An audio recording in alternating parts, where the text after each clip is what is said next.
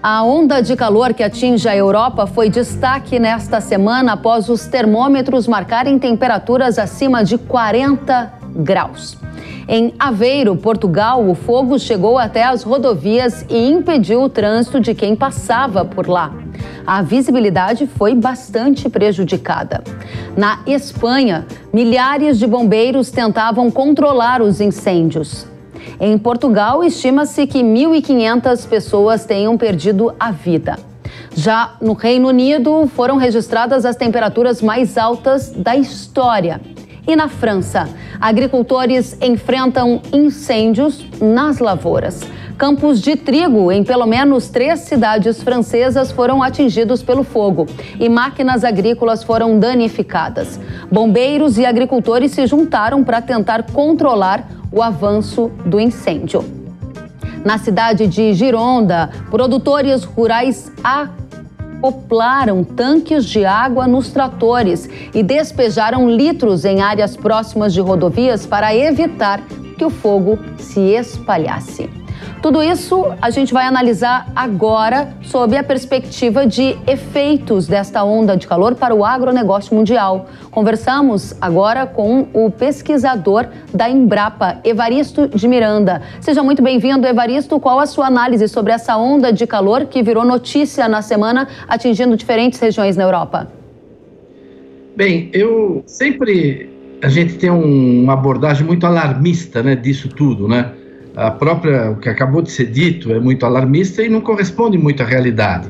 Por exemplo, se falou de recordes históricos de temperatura em 2019, quer dizer, não faz muito, hein? As temperaturas estavam mais elevadas.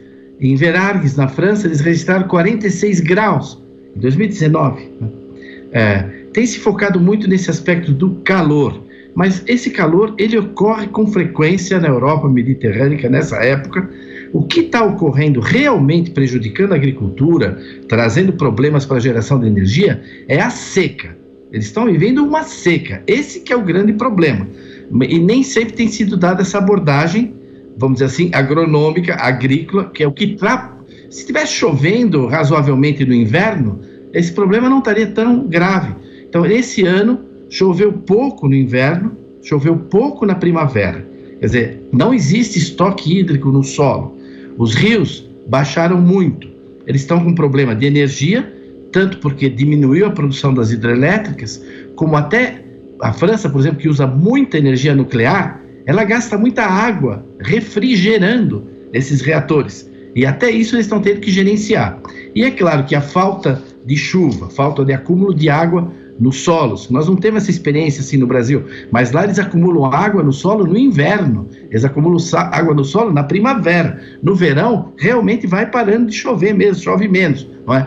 Agora, essa falta d'água, essa seca, que atinge 44% da Europa hoje, 44%, quer dizer, menos que a metade, não é que seja um grande problema na Europa, mas enfim, atinge 44% da Europa, atinge em cheio Portugal, Espanha, boa parte da França, a parte sul, sudeste da França, e um pouco a parte central da Alemanha, além da parte leste da Hungria, etc. Então, o que eles estão vivendo, minha primeira ponderação, exageros à parte, está se falando aí, se falou agora de 1.500 mortos em Portugal, mas mortos do quê? Né? Eles não morreram queimados, não, né? Não, enfim, o calor traz problema para os idosos, etc. Né? Mas vamos falar da agricultura. O que está afetando é a seca. Esse é o grande problema deles. Parou a irrigação num monte de lugar e os cereais estão prejudicados. Então vai haver queda nos rendimentos dos cereais, certamente. Muito bem, você coloca esse exagero por parte, né, da imprensa ao noticiar essas ondas de calor, e eu gostaria de entender esse ponto com você. Na sua visão, essas ondas de calor, elas são ligadas a um fenômeno, por exemplo, de aquecimento climático, ou elas são fenômenos que se repetem de tempos em tempos e considerados normais? Dá pra gente estimar o que vem por aí no futuro? Conta pra gente, Evaristo. Eu não vejo que nós temos assim elementos para poder fazer vínculos tão estreitos do que está acontecendo no clima de um ano com o outro, né? Flutuações climáticas ocorrem mesmo, né? O clima mediterrâneo, a parte mediterrânea é a que está mais afetada, isso ocorre, mas não é tanto o tema do calor. Como eu disse, Em 2019, no dia 28 de junho de 2019, em Verrax, perto de Nimes, ali no sul da França, deu 46 graus. Agora, esse ano na Inglaterra, se falou aí de recorde histórico, não é verdade, entendeu? As temperaturas na Inglaterra estão em 37, elas estão por volta de... É alto, mas já está começando a baixar. Já choveu na Alemanha, etc. Os dias vão se tornar mais curtos, né? Cada vez mais. Então, isso vai trazer mudança. O fato é que a agricultura não está tão preparada, não é? Para encarar secas. A seca para a agricultura é sempre um grande desafio. No Brasil, em qualquer país do mundo, não é? Até os sistemas irrigados, por mais armazenagem que eles tenham, falta água, né? Agora, eles têm esse adicional, que é a questão dos incêndios, né? Que é muito diferente do Brasil. Eu enviei para você aí, talvez não teremos tempo para isso, mas eu te mandei 3 mapas de satélite de ontem. Como é que estava o mundo em termos de fogo? Como é que estava a Europa, não é? E o que a gente vê é uma grande quantidade de incêndios na Europa, que é diferente das nossas queimadas, porque a queimada no Brasil, para colher cana-de-açúcar, para renovar pastagem, as queimadas que estão ocorrendo agora no Brasil, não é? Elas são, em muitos casos, ligadas à agricultura, à tecnologia agrícola, ao manejo primitivo do uso das terras, né? Mas que a gente ainda usa o fogo como técnica agrícola, no Brasil e em vários países, sobretudo na África. O mapa da África é impressionante que está queimando a África. Mas isso são queimadas decididas, desejadas, praticadas por agricultores. Agora, o incêndio não. O incêndio é um fogo fora de controle, não desejado, que destrói patrimônio público, patrimônio privado, né? E é o que ocorre lá. E tem uma vegetação muito propícia a isso, dominada por pinheiros, por coníferas, que pegam fogo facilmente, né? E muita gente também que põe fogo de forma criminosa. Em Portugal, é impressionante o número de pessoas que são presas por causarem de forma piromaníacos, né, incêndio. Agora, é claro que o calor e a seca, sobretudo a seca, né, estão contribuindo para esse grande número de incêndios florestais em Portugal, incêndios que chegam a campos de trigo, como foi mostrado, sim, que estão secos agora, começam a ser colhidos e que pega fogo mesmo. Mas esse fogo nessa agricultura é resultado de incêndio. Eles não usam o fogo como tecnologia agrícola lá na Europa. Muito importante esse aspecto que você coloca sobre a diferença entre incêndios e queimadas. E aqui eu tenho uma oportunidade também para te pedir para a gente fazer uma correlação, se é que ela existe, dessas ondas de calor, antevendo o que podemos enfrentar aqui no Brasil. Porque recentemente o Brasil teve um problema reputacional, já que muito se falavam das queimadas, e isso para o agro, na época, não foi um fator positivo. Eu gostaria de saber se você acredita que a gente vai reviver estes episódios agora em 2022 e as suas expectativas para a agricultura brasileira. Bem, o que nós podemos dizer no caso do Brasil, a gente tem que se basear nos dados públicos e nos dados oficiais, porque não é porque uma ONG falou, um instituto, não, existem os dados oficiais, os dados públicos, não é? O monitoramento de queimadas no Brasil é feito pelo INPE, não é? Se você vê os dados do INPE desse ano, fechando agora o mês de julho, desde o início até agora, o número de queimadas no Brasil, com relação ao ano passado, variou zero. Variou zero. Nem aumentou, nem diminuiu. Nós estamos dentro de uma normalidade, vamos dizer assim. E ele está menor no caso do Pantanal, está um pouco maior na Caatinga, etc, etc, né?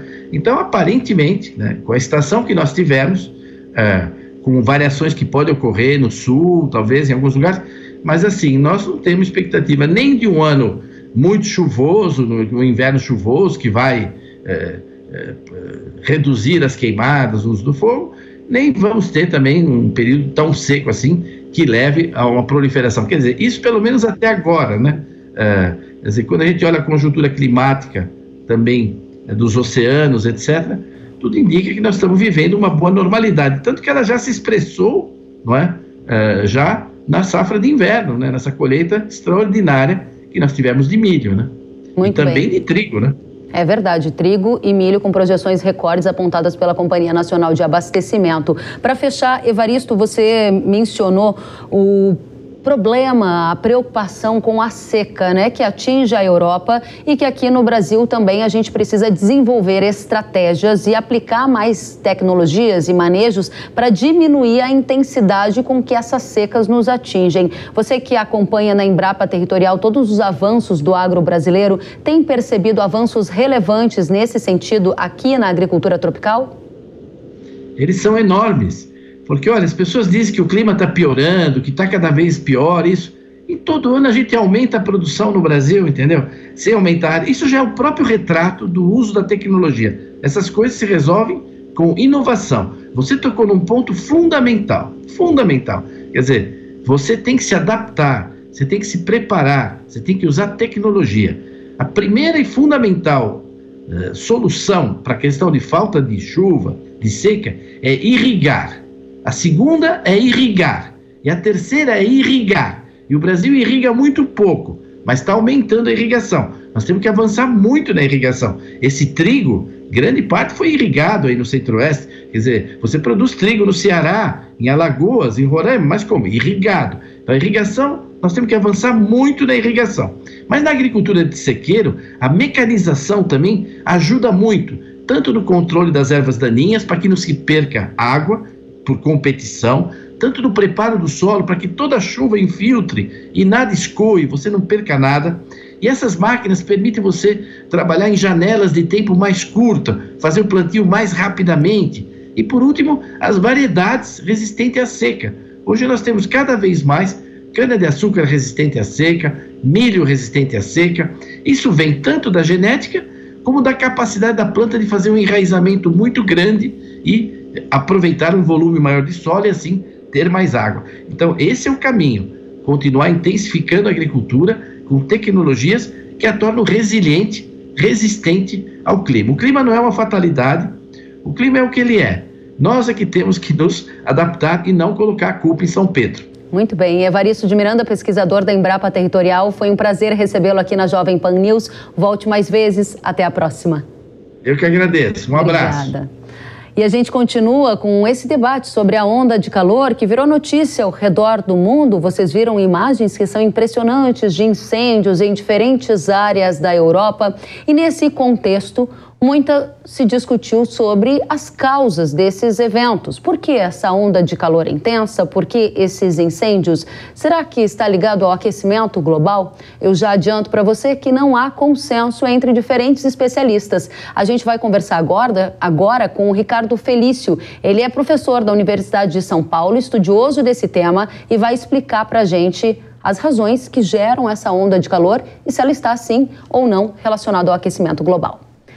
Felício, seja muito bem-vindo ao Hora H do Agro. Conte pra gente o que gera essa onda de calor que faz imagens de incêndios se espalharem pelas redes sociais, pelas TVs, mostrando a condição de algumas regiões na Europa. Está relacionado ao aquecimento global? Não, de forma alguma, né? Primeiramente, nós estamos no período de verão no hemisfério norte e nós temos essas ondas de calor como uma coisa corriqueira, né? Todo ano isso ocorre. Principalmente pelo anticiclone do Açores, que nesse período do ano ele se estende um pouquinho mais para cima da Europa, e ao mesmo tempo, quando você tem uma alta polar que se move da região do polo para cima da Europa, elas são muito mais fracas, elas perdem intensidade e ao mesmo tempo elas vão se aglutinar com esse anticiclone. Então, quando você tem dois gigantescos anticiclones se juntando, né, você vai ter, então, algumas características particulares. Então, veja só, já é verão, né, no hemisfério norte, você tem uma quantidade de horas de brilho solar muito maiores e os anticiclones inibem a formação de nuvens, né, então propicia que entre muito mais radiação na superfície do planeta e a partir dali, ou seja, primeiro esquenta a superfície, você vai esquentar o ar. Então, esse período já é caracterizado realmente como um período mais quente e com essa composição da meteorologia e não do clima, né, uma situação meteorológica, você tem, então, essa facilidade de ter essas ondas de calor. E aí as ondas de calor, né, como no verão do hemisfério norte, em geral, eles são quentes e secos, você tem, então, inibindo a formação de nuvens, os totais pluviométricos caem muito, né? Então você não tem chuvas também. E aí a gente vê todo esse estrago que acontece nas florestas, pega fogo e tudo mais. Felício, você acaba de dizer para a gente que não acredita que a causa desses eventos extremos, como essa onda de calor que a gente está vendo na Europa, tenha ligação com o aquecimento global. Você acabou de nos dizer que esse fenômeno é um fenômeno mais meteorológico, até característico da estação de verão na Europa. A minha pergunta para você é que no setor agrícola a gente tem uma grande preocupação com eventos de seca pelo tamanho e transtorno que eles podem trazer. Isso não só na Europa, aqui no Brasil e em todos os lugares do mundo. Na sua avaliação, existe uma situação que vai agravar ocorrências como essas, novas ondas de calor, mais períodos de seca? Porque quem concorda que há um aquecimento global acredita que a gente vai passar a ver episódios como esse de forma mais frequente. E isso, se confirmado, seria algo prejudicial ao agronegócio também do Brasil. Qual a sua avaliação, Felício? Bom, se você me permite, eu quero fazer 3 pontos aí, de forma bem rápida. Primeiro, concordar com o Evaristo de Miranda quando ele fala que é a irrigação. Então, olha só que interessante, né? Nós já temos uma bênção que é a energia solar fazendo a água do oceano evaporar e precipitar sobre os continentes. Então, veja só, tecnologias, inclusive, para segurar essa água, né? Então, as barragens que foram tão proibidas por causa de mudar o meio ambiente, elas têm que ser utilizadas, tanto as pequenas, médias, como as grandes. Então, esse primeiro fato é a parte de engenharia. Agora, o interessante é que quando se fala que as temperaturas estão subindo, etc., mas esqueceram de citar que no ano de 2021, ou seja, o ano passado, nós tivemos um recorde de temperaturas extremamente frias na Antártida. No Polo Sul, na estação Amundsen Scott, a temperatura média que foi recorde em 1983 de menos 51 graus, foi menos 50,5, estava ali. Só que nós tivemos a quebra do recorde de temperatura mais fria de menos 62,9 graus. Então, quer dizer, bom, o discurso só pode ser usado quando as temperaturas sobem, mas quando descem ele não pode ser usado, né? Então isso é interessante. Agora, seguindo exatamente na sua pergunta, por que será que nessa onda de calor em particular, as temperaturas podem ter registrado temperaturas recordes? Porque a gente tem que ver realmente se essas temperaturas foram recordes, tem que passar por uma análise, porque quando eu peguei os dados brutos, a gente vê que essas temperaturas não são muito diferentes de outros lugares, de outras épocas, assim, na maior parte dos lugares, né? Então foi um ponto ou outro, e eles generalizam isso para o total, né? Mas olha só que interessante, se me permite, eu preciso mostrar aqui uma coisa, que a NASA, liderada a pesquisas pelo Norman Lode e a pesquisa pelos finlandeses Antero Ollila, o Kauppinen, o Mahi e os alemães Wallenholt e o Dubal, descobriram que de 2005 a 2019 diminuiu a formação de nuvens. Então, justamente nesse período, se você não tem nuvens, especialmente as cúmulos que fazem as chuvas e que servem como um guarda-sol para a radiação solar, as temperaturas, de fato, podem ter subido a mais, né? Então, você tem o quê? A radiação de ondas curtas, ou seja, a radiação que chega do Sol é que aumentou, principalmente, então, pela ausência de nuvens. E isso, então, põe em xeque-mate a hipótese de que é o homem que muda o clima, porque o homem trabalha nas ondas longas, que é a radiação que sai da superfície. E isso ninguém está falando, né? É incrível. Então, se realmente esse padrão de nuvens continuar abaixo das normas, das normais que nós temos aí dos últimos anos, é capaz que a gente tenha ainda algumas ondas de calor, mas sempre lembrando, são eventos isolados, não é a normal. Muito bem. Ricardo Felício, muito obrigada pela sua presença conosco, pelos esclarecimentos, e fica o convite para você voltar mais vezes. Até a próxima. Muito obrigado. Obrigada a você.